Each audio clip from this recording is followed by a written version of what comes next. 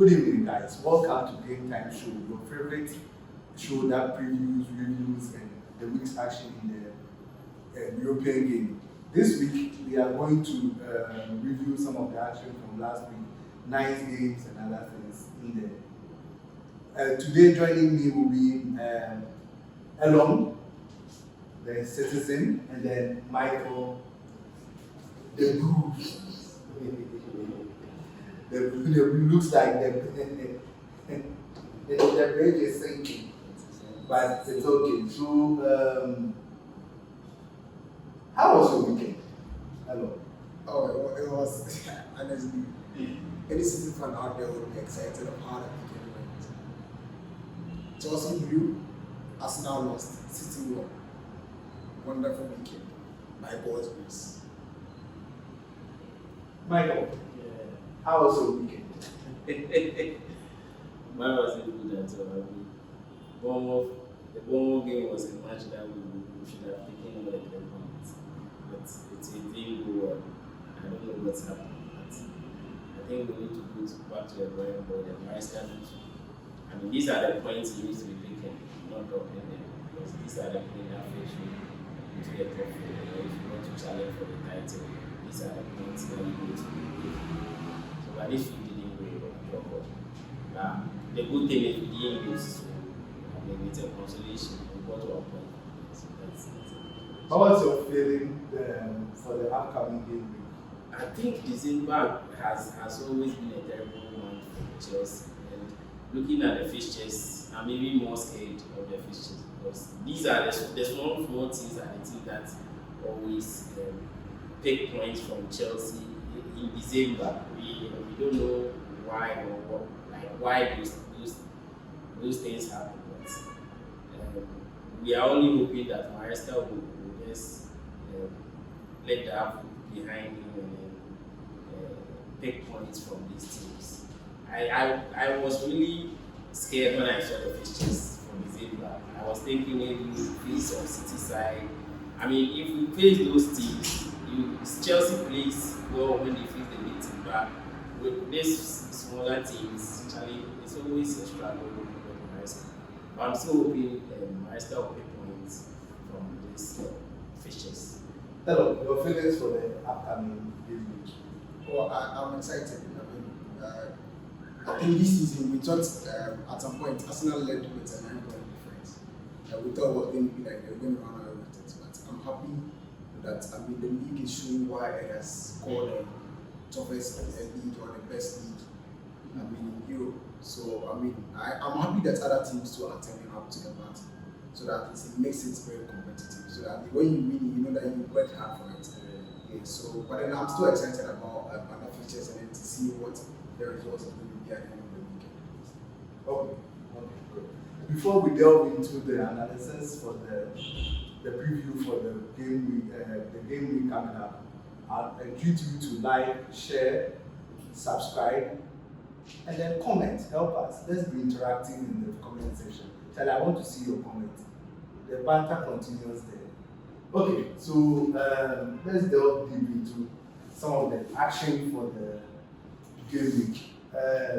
We'll start with Michael. That's the first game for the game week. Chelsea Everton. Everton at the bridge. It's a really dicey fixture, but I still hope and think Chelsea will pick up a 3 point or worst case scenario will be a draw because with these teams it's not really looking good. Obviously, I must confess, it's not really. I mean, look at what Leeds did to Chelsea. Look at what's Bournemouth. If it wasn't for the offside, they would have led 1-0 and we didn't find a way.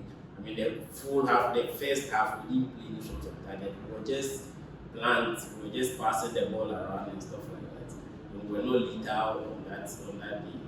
I still fear for this fixture because Everton can, on a good day, they can punish you. They are very stubborn. They are defensive team, and if you leave them, Charlie, they will. I think now teams are also learning from what Sunderland and all those Brighton and did to us. So they know how to play Chelsea at the average. So I'm just hoping that Maresca will do some magic and then pick up all 3 points. Hello, any word on that, Chelsea? Oh, I'm just praying that the God of Juice will all help us. Because we need to take revenge. It's time to revenge. So hopefully, I mean, it's going to be a tough fixture. Everton on the other side, actually they are going to know their part. But then if they should get their tactics right, they will noise in his voice. Release them, then they sit up for them. You hold them all, they sit up for them. So if they should turn up to the party, they are going to give Chelsea a top game. But then it's a fixture I see Chelsea winning. But then just by a narrow margin. So say like a 2-1 victory to Chelsea. Okay. So you know they need to bounce back from their shocking defeats to Everton and then draw to Bournemouth. If they also want to be, if they also want to be title contenders, come next season, these are matches they're going to be this as my concern. I think with Chelsea, even last season, before December started, we were second on the block. I think a point behind. Yeah. And then people were saying Chelsea are title contenders and the players and then Maresca was, we were like, no, we are not ready, we are not there yet. Before December and then we were somewhere around 8 or something. Like, so it's they are still not ready. So I think, I mean, these are the fixtures that scares me, honestly. Hello, what do you think about the chaos happening in Liverpool? Well, we all saw it at the beginning of the season, but we didn't think it was going to escalate to such an extent where statements would have to be put out by a player and then management and coach will react by taking him out of the squad and all that. That wasn't what we expected, but we knew that they had to change lots of things in the team to get the team really more dynamic, right? I think it is something that can be solved internally. I mean, these things do happen. As human as we are, we have errors. That's why you have to sometimes give people the benefit of the doubt. But I think the team and the coach who reacted in a way that I think they didn't expect the player figure in Mo Salah to actually do that, to put up such a strong statement. So their reaction was to say that if you have put up a strong statement, we know what to do to get you out. I feel like they could have had internal conversations to understand the situation. I had a conversation with my boss and then he was saying that the coach, things were not working, so the coach was just trying to find the error and then correct it. That's why I started benching certain players. But I mean, player ego plays out in these situations. We all saw what happened with Ronaldo and Ten Hag, even Sancho and Ten Hag. Player ego is big. It takes just a few people, or I don't know how to put it. But then once you know that you've helped a team and achieve some level of success, or you yourself, your player profile has a strong CV, you also have that player ego. So maybe that's why if it was any other person, I mean, Robertson on the bench, he hasn't said anything. Other players to me, they suffer, but they can't talk. But Mohamed Salah is a big figure for the Liverpool side. So whilst on the Salah Liverpool, let's just have a conversation. Liverpool Brighton. I think that is going to be a very, very good game. It's a very good game. It can become a slugfest where this one is scoring, this one is not scoring, and other things. But what are your thoughts on this game, Liverpool versus Brighton? Honestly, both teams haven't been convincing this season. I think Brighton took an early 2-0 lead against they lost some 3-2 lead. I don't know who they played. Aston Villa. They were leading 2-0. Aston Villa equalized and they scored at 4-2 before they equalized, making 4-3 at home. And then they drew at home against West Ham, a struggling West Ham. So I feel like both teams haven't really been convincing this season. But then I think considering the going on around Liverpool, I feel like that might be a factor that would play against them. So if Brighton should also get their tactics right on the day, I think they'll come up with great at Anfield. This is the everybody fun for them. I don't know if Michael also has something. I think with the Salah, I will comment on the Salah issue. I think it was unfortunate. I mean, Salah as a big player as he is, he should have known better than coming dictate, but I mean, you have to be professional enough, talk to the manager, know the reason why he's benching you and stuff like that. I think he was listening to rumors and feeling like he was the problem in the team and making them win. That's why he went out there. And, I mean, all these statements, Lukaku also had these statements, and then as a player, if you find yourself in this situation, it somehow destroys something that you've built for over a year, like for years. I mean, Salah is a big player in Liverpool, and this is unfortunate. I mean, it should be coming from those. As he feels, okay, I've done enough for the club, and you can't be playing every time. You should understand that you can't be playing every time. There are some times that, I mean, you have to be benched, tactics need to be changed and stuff like that. So I think it's unfortunate from the part of Salah that he went public with it. He should have dealt with it internally. And the board also, I mean, knowing nobody is above the club, you have to protect the club and the share. Also support the manager. I mean, I think this happened in Real Madrid, and then it's causing Alonso because there was some misunderstanding. I think Vinicius and stuff like that, and then the board left it for Alonso. So it felt like the player was feeling like he's bigger than the manager. So that's what is happening to Real Madrid. The board should have dealt with it than leaving it for the manager to. You see, so once the board comes in, then they know that they are behind the manager. Whatever the player, I mean, says or do, we are behind the manager. You are not above the club or the manager. If you play at that, I mean, it will put the players in their place, and then it will make the managers feel in control. So I think that's what Liverpool did. Like Salah is unfortunate. Salah went over this issue. I didn't see this to be. I mean, you being banned for 3 consecutive matches. I mean, as big as Salah is, he will get worried, but I think he didn't act professional. He shouldn't have done that. Yeah. And it's going to be very difficult. Yes. If you don't handle it well, they can actually lead to the sacking of the coach. Because if you lose it, if they assign that he's lost a pressing. Yeah. So that's yes. So Liverpool Brighton it will really be a good game.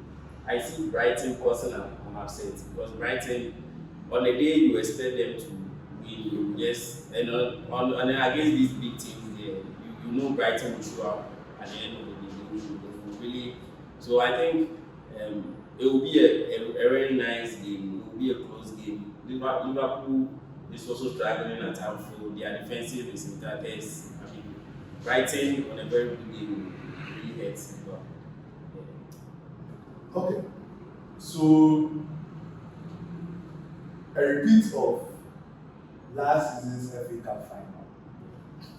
Is it going to be revenge, or is it going to be same story? I mean, Crystal Palace. Well, same story, no. Revenge. I don't think this should be a revenge game. I mean, you lost. But then we all know this Crystal Palace side, to be honest. If you want the team, what Oliver Glasner has done, it's remarkable, to be honest. But then I feel like sometimes you just need some sort of encouragement, and both teams have it. Currently, they are among the top 4. I think they are like the 4th place or something. Yeah. So I mean, there's some level of encouragement there to say, okay, let's do more, or else we are going to what? And I don't think they will want that. City, on the other hand, are chasing Arsenal with just 2 points ahead. The difference is just 2 points. If you want to win the league, you need to win such massive, because that's what gives you momentum to get closer to whoever is ahead of you. But then if you lose in Arsenal they go play Wolves. Wolves there, he can't say they can't touch Wolves. They're points. This is why I want to depend on how better at the point. Here's the share. So that one, then they are playing at home. Arsenal is playing at home. Yeah.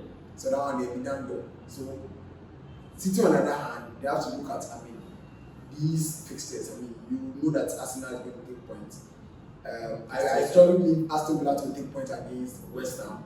So if you don't want me there, you want to be part of people that maybe December or they are there, then you need to win such a game. So I feel like though both have some sort of like encouragement, I feel like City should have more, and as a result, they should give the players some sort of like confidence that they can do it because they have to be there. Rather than that, if Pep don't go doing things, you know what I'm saying. I don't talk plenty, but then it's going to be a tough position. The Eagles will give City a tough game, but then I think with the quality and the current form that City is on, I think they should win this game by 2-1. That would be my prediction. I think this fixture, I'm really surprised that he is singing praise of Man City. Man City doesn't have fun this, honestly, because if you look at the matches they've won, they've really conceded against Leeds. I mean, Leeds came and then it was close to being a draw game. You let 2-0, you let those. Some matches are like that. I don't think against. Even against Fulham. Yeah. You were 5-1, so the guys had to easy. It was close that they equalized to 5-5. Bayern are more form this in the war. Bayern against Freeman. See, Bayern took a 2-0 lead. Chairman. It took them a 98-minute winner from King to actually salvage the 3 points. The next week they took a Hurricane header to salvage them just a point. The European elections will be a problem. I mean, both teams are playing in Europe. I think what I hope No, but I'm talking about. and Crystal Palace are actually struggling in Europe. Yes, I mean, so this week is what I'm talking about. But City will play. See, they are playing Real Madrid. They are going to send them. But you are playing Wednesday, right? Yeah, Wednesday. Wednesday. And this feature is on a Sunday. Oh, how So many how you see It depends on the if you have to, if you want to really want to win there. But Crystal Palace wouldn't give you an easy ride, like just come and Crystal Palace on a good day they are very good. Yes, I like that Defensively, yeah, on a good day they can. I mean, and even Crystal Palace against City, Crystal Palace against Liverpool, you really can't predict that it will be a done deal for the big teams. They always find a way to beat these guys. They have Or Liverpool against Liverpool and City. They will just, before you realize how much they will win. Yeah, I remember 1,000. Yes. So it's not about form when it comes to Crystal Palace. For me, I think one of the big fixtures. Not Yeah, City is also going away from Crystal Palace. Crystal Palace on a good day they can really hit City with this up and downs and then conceding. I mean, the City of old, they don't concede like that. They score you 2 and you know it's game over. But this time they might lead 2-0 at half time. Before you realize, second half, the teams are equalized and they are struggling to even find more goals. And that is unlike City. So I mean, Liverpool started the same way. When we started the league and they were winning, it was taking them last minute wins. And change chairman, then I really think maybe it will be a draw game. Or on a good day, Crystal Palace can hit City. If City wins, I mean it won't be news. Okay. Charlie, guys, your thoughts? Manchester United, Bournemouth looks like they fired inside the bench. It's great. And it looks like Manchester United is undergoing some. Oh, I said here last time they won 2 games in a row. Someone said, "Oh, it looks like it's working." You are judging performance based on what just 2 months. I don't know if you watch or the highlights against Wolves. The Wolves, the way Wolves. Oh, they're still no. See, do you know the point between the third? The fourth, and then up to like 12. It's like it's like 4 points. Yes. So if you might be at 13th or something, one win will just fly you. So it doesn't mean, but Man U against Bournemouth won't be an easy game. Man U is playing home alright, but it won't be an easy game for Man U. I feel like Semenyo will do his thing.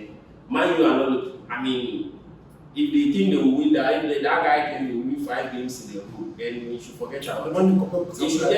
He should just lower his expectation. Do maybe a unbeaten 5, including draws and stuff. I'm tempted to do like the guy himself. He wants to do it now. Because if and he just uses United as a carrot. Because if you want 5 wins from in a row from United, not serious. then I mean you will team is the worst. I do see that if Kotoko should be playing the EPL, one way or the other, I'm sure comments might get away with it. That doesn't mean it's all form. And I'm referring to United. But I think to beat this Wolves side, 5 games. they are doing one in terms of what? No, I think they are doing something good. What's good? No, but you see, Everybody is something here, and then we'll be like, okay, Man United are doing something. We see they will win. Their last game, I think before this match Was who they play? I think they play some team like that. We're expecting Man United to even win and come and be over. I think West Ham was Easy. Win and come and overtake Chelsea. I mean, Chelsea has always been Man United's trophy. When they beat Chelsea, they've won the league. So win and come and be ahead of Chelsea, and then I think before you realize it's just United's last game for the African contingent. Oh, okay. Yeah. United are about to are now in that. Then they are doomed. And then imagine they are listening to lose by So they're throwing those are the boys holding the team right now. Yeah. So if they go, who are they bringing? So yes, and so I think we will end this one with a tight side there. Yeah. Sunderland Newcastle. Go to This this affair.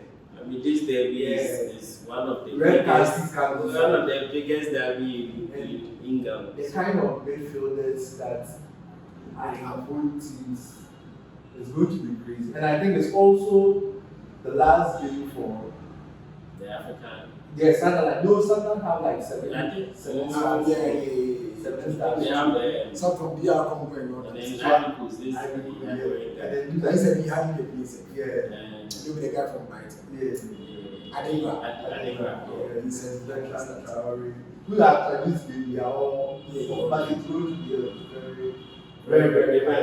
And I really want to win Newcastle playing. Myself, I mean, Sunday, it's the it's same Sunday, time. same time. So Yeah, I think it's going to be a very beautiful. I'm predicting Something before we go, some short words on the league leaders. Arsenal moves. Well, I mean, we all knew did anybody think we were going to win? You think Wolves can do something? Wolves won't do anything. Oh, Against Arsenal. Arsenal will just beat them. That one. So what's happening on Monday if Wolves lose away?